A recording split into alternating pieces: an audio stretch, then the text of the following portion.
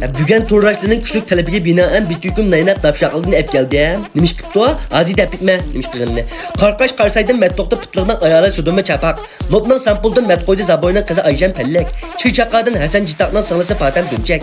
Yekendin Mirgul Meltan'dan kızı Mahire Miçinsa. Langurdan Şemsiyanın ağaçından ırının yengisi Merfet Medek. Gumunaya Sancıdın Veli Merfet'in cihan kızı Mihray Erkek Zidek. Poskamdın Kayyum Gendinin Mabedi Rabia Petek.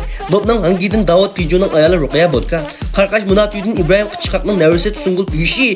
Nibaza içidin Ekrem Cuncu'nun Nevratçı Kalbunur Diba. Xotan Layqadın Erpa Şilenke'nin xotunu güzel çangçıla. Gulahmadır Əzimət Şimincan'ın ağaçının kızı Elfire Pencilliyen. Kaşqa Yerkendin Perhat Çubu'nun Mabedi Güzanlı Haksız. Peyşen Bazar'dan İrşad Petek'nin sınısı İlnur Paktek. Vilayet Senettin Cilil Kuşkuyu'nun inisinin Bronku Mabedi Gülmeye Daltek. Xotan'dan Tusuncan Latsaqal'dan hizmetçi Xanqız Şangcua.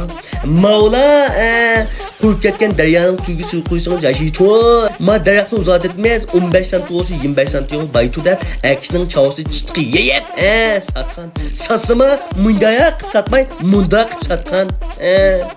Kimken desen mujademliyken ayna. Biz mi erkek düz satkılık hizir olduk ya. Kasının çavası çıtkı yayılma biz mi? Das poşuklu suva 12 parmak uçayarsa balyat kumunu şelverleştip satam temeze. Kopar kaçın. Bizi kisel bolsa kulukanga dikili kutuya bere. Ve bizde münde kisel beyde bizi kuyulan da dizek kutuya. Bu 10 dakika kitapta onu Cağıstan'da çıkıya pişayacak balamanlaydı ya bunda gel diyenler. Atanan yok mu kasından? İyi aydamı diye kasından. Kopça!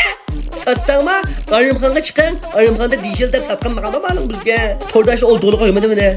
Mağalığı 2 pay sözlüydük hocanda. Şuna ma işkerken alaya dikkat kılı vallahi. Ağırda tordaşlara esker çıkıp yukarıda ismi çıqqanlar, mevhum edemler üzem toğuqan. Benim ismim Beykeyya, ben qaçayın daqib baxtıma dep mənim bilen soquşlap, xon yollap qiliyim ile. Benim ismim yoqken, benim ismimden çoxum atapqan dep mənim oğullarına xat yazdılar. Şuna külütqaya külsek otağıyla. Yana desem yana şu qoşmağalı qoşuyanlar pürmünçüge altı raqmını yollap qanlar. Yaxşı məzmun əyətə yeni bar.